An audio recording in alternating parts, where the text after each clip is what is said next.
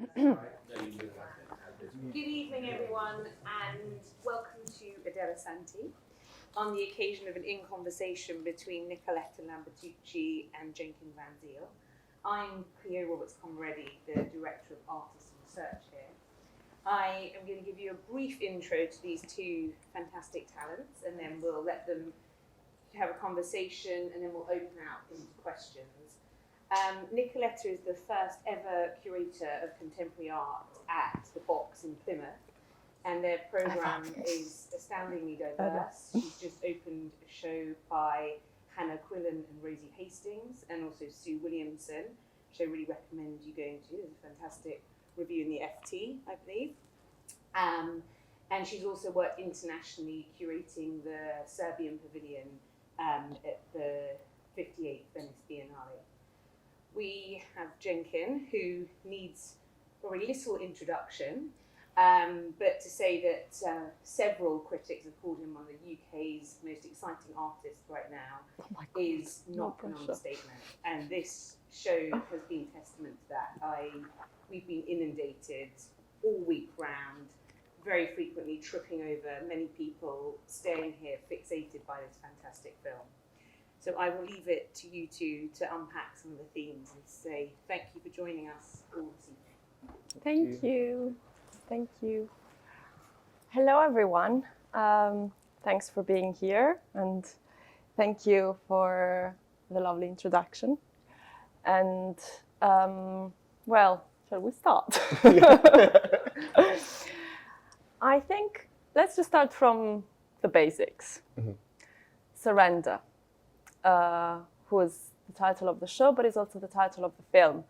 And maybe as a way of introduction, can you tell us, like, how did this project came about? When did you start writing it? Where did you research it? And yeah, how did you create this whole very ambitious new project? And also I would ask you to say a few words about the protagonist, Grace. Yeah, I'm just curious to know how you create your protagonists. Yeah, sure.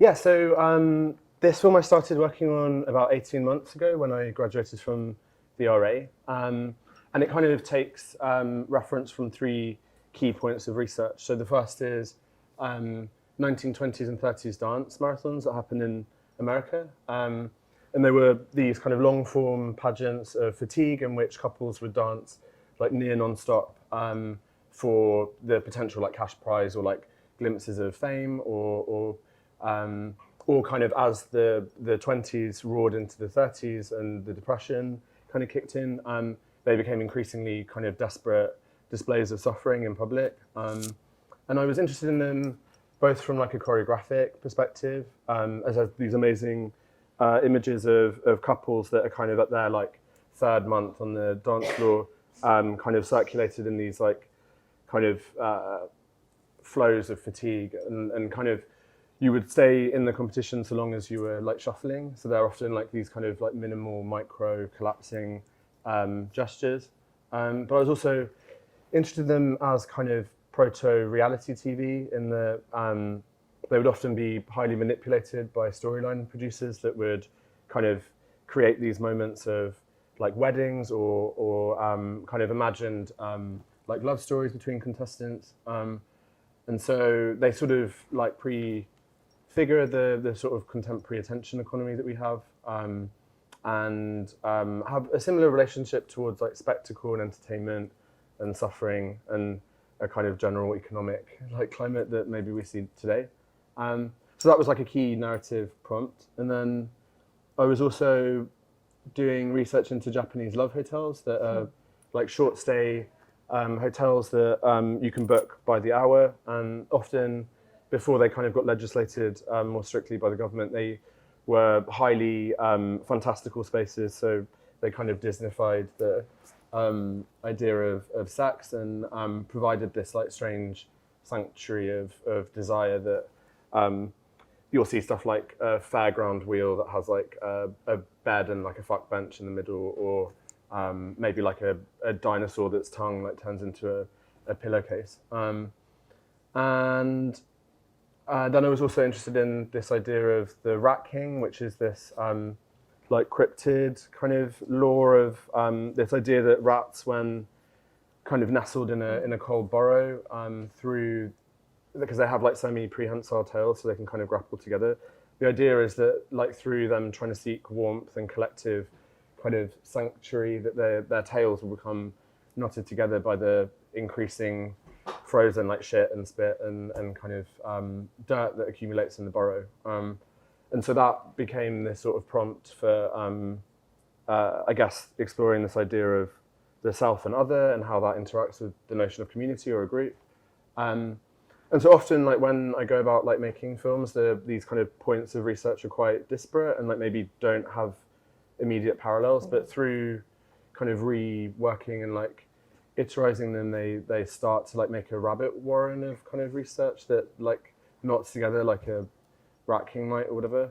And so like, for instance, like one way that this like had a strange like turnaround is this pneumatic tube system that's used both in the film and here as a kind of messaging device. But so they're used like as they're used in like kind of banks as like cash carry devices, but also to carry anything that might be in a cylinder. So the sort of rare place that you'll find them now is like at Dean Street if you're doing like an SCI check, or they still have them in Japanese love hotels as a anonymizing kind of anonymity, thing. Yeah, exactly. And so it means that you can kind of have your whole stay at the hotel without coming in contact with any staff. And so here that then becomes both a messaging device in the film, but also like sculpturally becomes this braided, knotted like rat king or like a neural device. And they're the last one in this country, right? Yes, it's the last remaining Lamson tube system that I got through this archivist that passed away like a couple of years ago. So I found it through a forum. And he was gay and South African, so that was my like route in to get it. But yeah. And so tell us about Grace. Who is Grace? Yeah, sure. Yeah, so the film depicts these 4 rat couples that have like shared names. So there's like Grace, Jennifer, Faith, and Samantha. And Grace, who we have in the room in the back corner, she is hiding, but here in spirit. So she becomes like the sort of eye of the film, or the kind of film is told through her stay at the hotel. So we follow like 7 days as she checks into the hotel, but she never really checks out. And the 7 days kind of depict these strange, increasingly hallucinogenic and sleep-deprived tournaments that resemble sort of like office trust building exercises or like I guess like a dance marathon. And so her sort of yearning or like her desire for, it's sort of unclear, but like it might be for escape, or it might be for community, or it might be for oblivion, or kind of for herself. Like that's the sort of drive that pulls us through the film. Yeah. So yeah. And she's played by Alex, who's like my best friend, and a lot of like the kind of input of the character and her strange sort of possessed hysteria is like Alex's input. So like definitely like that characterization. And she's an artist herself. Yeah, she's an artist as well. We're going to talk about collaboration in a bit. But I think what I was fascinated by watching the film was the way you use written language within such a rich aesthetic that obviously comes out of the film. So I thought that a way of going through this in conversation, I could read some of these texts that I think are so well written, and maybe they can, instead of me asking lots of questions, they could be like the point for us to discuss and to unpack a bit. So one of the first, and I wanted to start from the beginning, or how ambivalent the very notion of beginning is in the film, because you say, we will call the end, what we call the end, the lights are not, what we call the end is often the beginning. And so, as you just mentioned, the film is conceived through this looping structure. And there is this sort of eternal return of these 7 days that you only understand at the end, because Grace finds herself at the beginning of, in the same space of the beginning, and you will realize that then it starts all over again. So I was wondering if you can talk to us a little bit about how do you use this structure, if this structure helps you to convey some kind of vision of your world. Mm-hmm.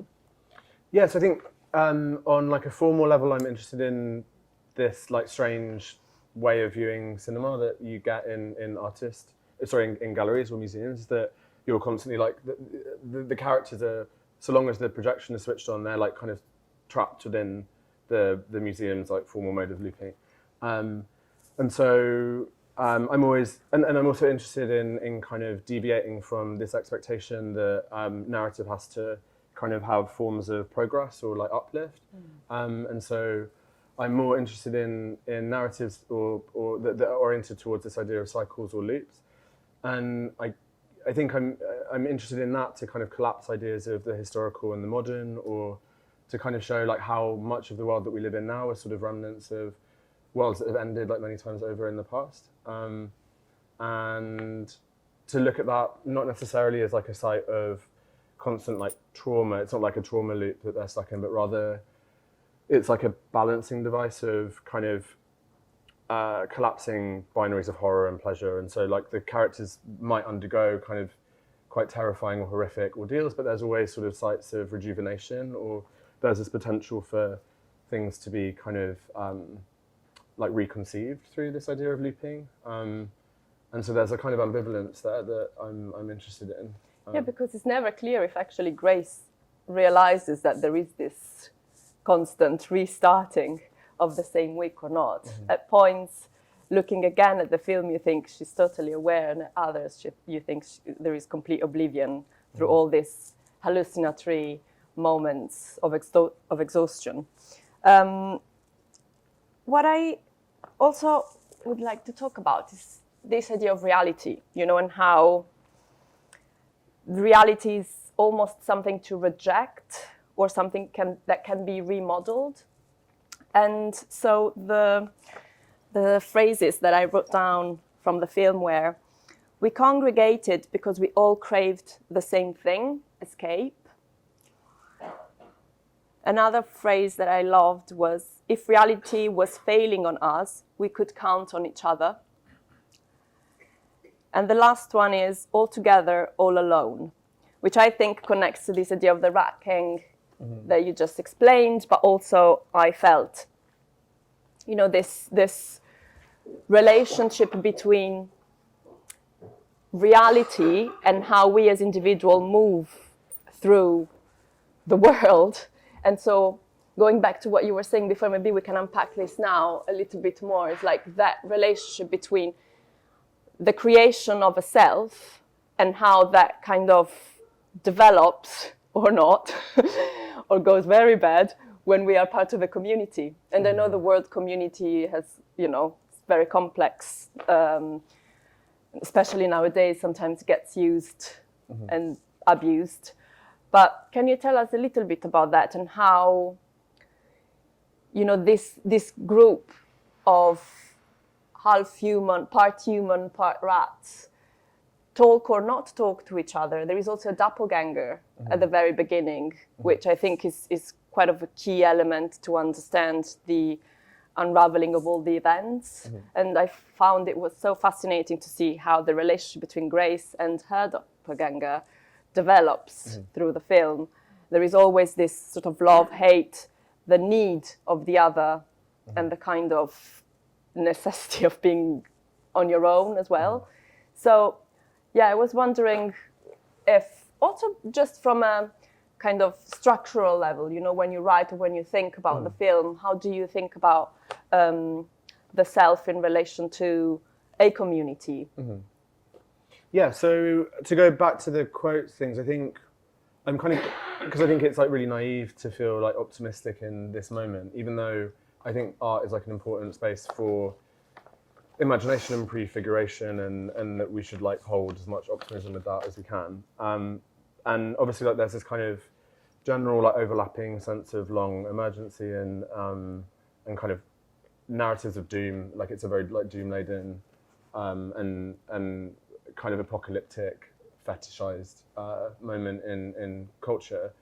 So I'm kind of interested in escape within that, but also like perhaps the failure of escape. Like there's always this kind of attempt to which links to my interest in kind of like the dance floor more generally, which is kind of the space that holds space for oblivion and perhaps like a sense of the sublime, but it also like kind of becomes a reflection and the opposite of like perhaps some of the politics that might be outside of that space. And so I've always been like drawn to kind of like fringe community development. So like whether that's like kind of internet subcultures that in the past I worked with a film to do with balloon fetishism that kind of presents the body as like something that's impossibly inflated to its limit, and the fetish kind of both comes from the tension of this expansion of the body and its potential for like popping into tatters, but also like the sort of like tension of not doing so. Like it's a strange like protection and also like kind of destructive like fantasy. And so I'm interested in taking things like that and then sort of rarefying them or like making them physical in the films, and also things like kind of LARPing communities or like places that like collective world building is sort of established through like improvisation or and which leads me to the next point, which is about collaboration, because all Jenkin's work is very much about bringing people in as well from your own community, and maybe sometimes not. You can tell us about that. I think so. In the film, as you mentioned in Surrender, with Alex as the protagonist, you also collaborate with family sometimes, and family members. How do you negotiate authorship within that kind of relationship in making the work? I guess I like filmmaking is that like I can be quite insular and like controlling and protective with art making, and I think the filmmaking is really good because it forces you to be kind of like super collaborative and like through that I've realised that the world making is like totally like a verb that is done with people like in the space. And so films that I used to make were like totally dependent on improv. This film was a bit more structured, so I worked with a writer, Brittany Newell, so we did like a kind of back and forth like text that became the scaffolding for the narrative. And then I'm always like excited to see like when you arrive on set with this kind of narrative structure and an idea of what you might achieve, like how much of that you can leave like gooey and slippery to be filled in by the sort of improv, and I really like enjoy and delight in that stuff kind of being like going off a cliff's edge. I like the free fall of that aspect of it. So yeah, and then a lot of the like crew that I work with are people that I studied with at the RA, and like you said, my mum and dad got roped in to help. There's a lot of like cakes that appear in my work, so that's like my mum's good friend like she like went from being like kind of birthday cake maker for people's like children to now having to make these sort of like things that she finds disgusting, but she's on board. So yeah, I think it's always like using like seeing what things can be folded in and kind of. Well, if there is ever a workshop about those cakes, I want to be part of it. So let's go back to something more structural, let's say. So the soundtrack. I really liked the soundtrack of the film. Can you tell us how that came about and how you use that to convey? Because it really gives, as in all good soundtracks, it really gives a rhythm to the whole narrative, and you really feel the music and you run with it. So how did you work with that? So I was looking at this the other day on the timeline. I think there's like over 3,000 individual like clips that have been kind of remixed in it. So it's like very densely layered, and for the most part there's like up to like 30 tracks that are like stacked on top of each other. And so within that, like I guess like in my larger interest of the sort of detritus of Hollywood sets, I have like a lot of like film libraries that I've stolen from different places like the BBC and Warner Brothers and Paramount, and so like I kind of snip up and like reuse a lot of that stuff as Foley, and then I record like a lot of the sort of like more micro movements like at my desk, And then you do those. yeah, some Foley. So cool. And then there's like more identifiable bits of music that I guess like, so it also like does this thing of anachronisms, or like collapsing the kind of past and the modern in. There's like a lot of things that would have been contemporary to like dance halls or like the dance marathons. So there's a few like 20s and 30s tracks, and then there's a lot of music from the 50s, 60s, and 70s that are sort of more like yearning love songs that come on as diegetic music. And then there's also, I guess, a lot more stuff that links to contemporary like club culture or like electronic music that I'm interested in. And then that's all interspersed with kind of different like ambient stuff. It's a combination of things that I record and like find. Yeah. Thank you.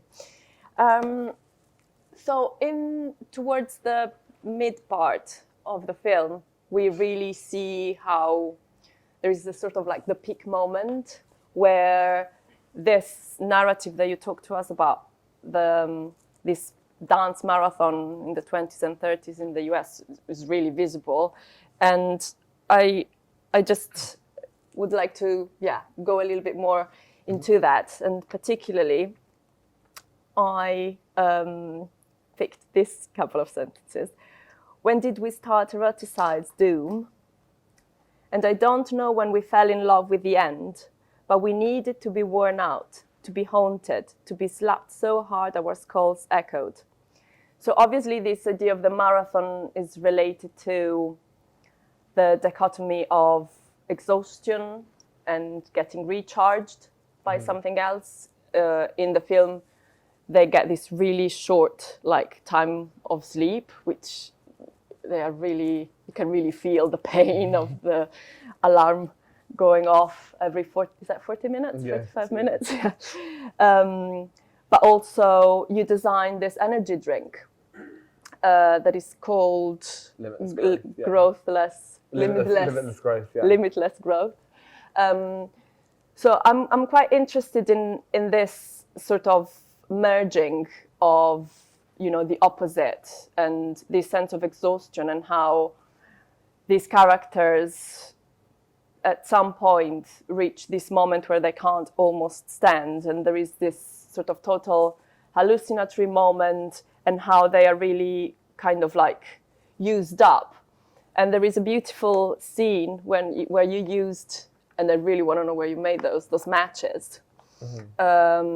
They get lit, and the match starts to be used up. And so that's a really interesting visual sort of connection that goes with this sense of continuous, limitless growth. And they keep drinking. And so can you tell us a little bit more about this idea of, I mean, is there ever a kind of point where you drop, you can't do this anymore, or they, not you, but like the characters, because you never see them in that moment. They are always pushed and pushed. I think I'm quite interested in how, or where things like pleasure or like desire or kind of,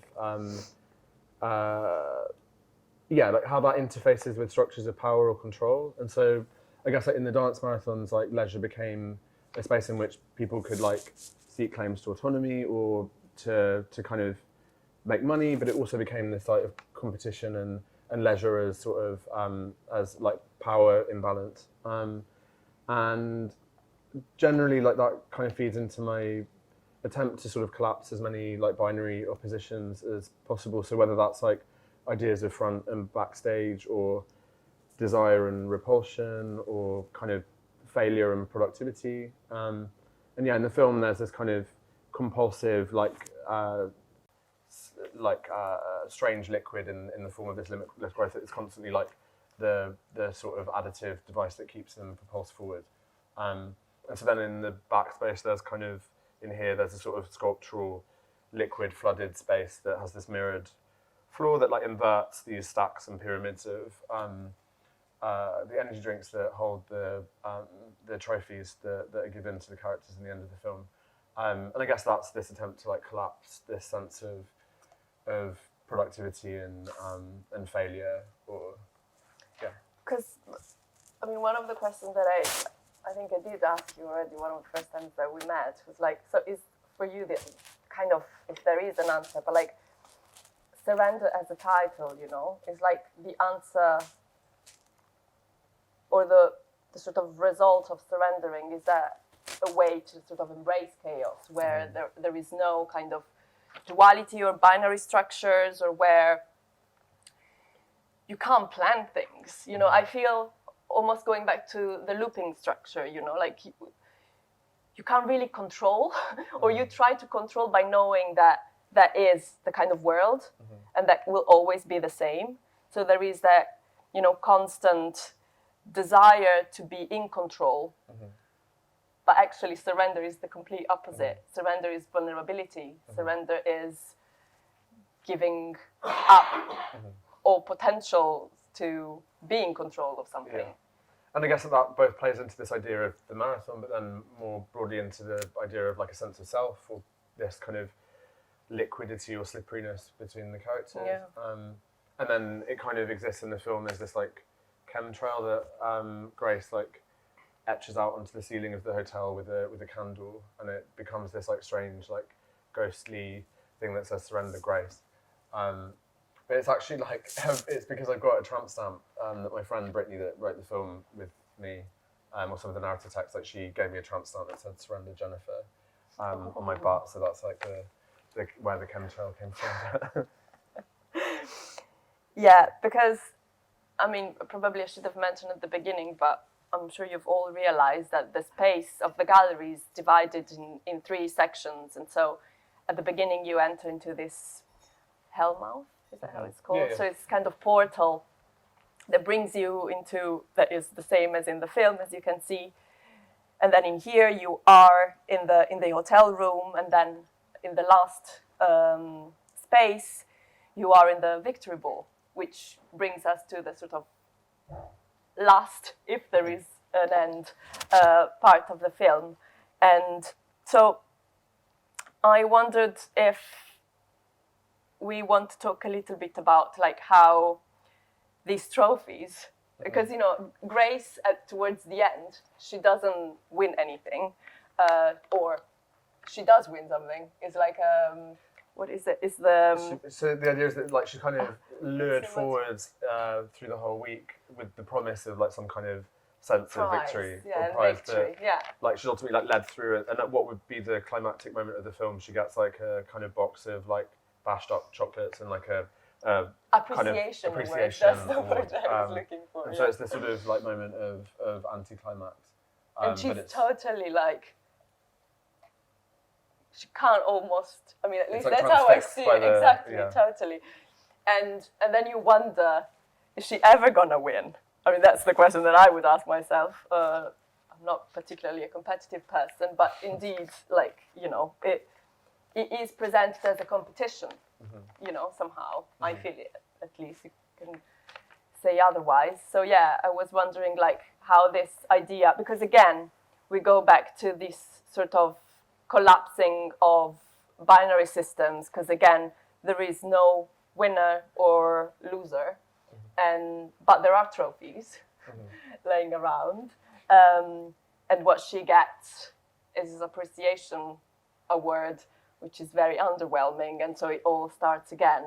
And I love how actually the end is this moment of like, is neither, you know, a moment of losing something, neither a moment of, you know, winning.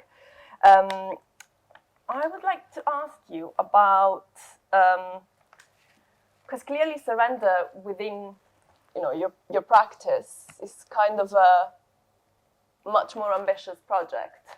It has a much more clear sense of development or narrative.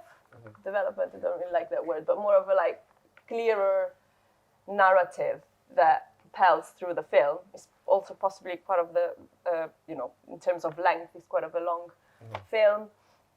So can you tell us a little bit where this work sits more generally within the works that you've done in the past? Yeah. So I always like made films when I was a kid, but they were sort of like camcorder soap operas with like roping whoever in to like be like members of like sort of Almodovar style like telenovelas. And then when I moved to London, the sort of the sort of work that I was doing when I was at art school was kind of like spaces that you would imagine would like have inhabited films, or that films would have been made in them, but they didn't have like such a direct link to film. And it was only really in like my final year doing my undergrad that I made this project called Escape from Fort Bravo, which established this like 3 film project of like guerrilla style films that were all shot on semi-abandoned Hollywood film sets. And so that became like a way to like access this idea of the epic, but also to kind of queer and like reenact it, or to kind of dance on the ruins of some of these like epic Hollywood blockbusters. And so the first one was shot in spaghetti western film sets that were in the south of Spain, where they shot stuff like The Good, the Bad and the Ugly, and other sort of like Italian films. And interestingly, like they were shot there, and then the land was bought up by the extras that worked on the productions, like the local Spaniards. And so they've kind of inherited and like passed down all of these like broken, decaying film sets. So they still like occasionally like do productions there. And so we would like stay in like a cabin, or just like offsite on the kind of outer rim of the desert that it was on, and then kind of duck and dive and like snatch iterative bits of footage. And so that necessarily meant that all of the films at that point were quite improvised, and narrative was developed like fluidly, or like through editing, or like refilming stuff and like remaking. And that continued for the 2 films after that. But this film kind of had a more conventional filmmaking logic, I guess. So like this idea of like shooting on location that you have permission to like kind of change a lot.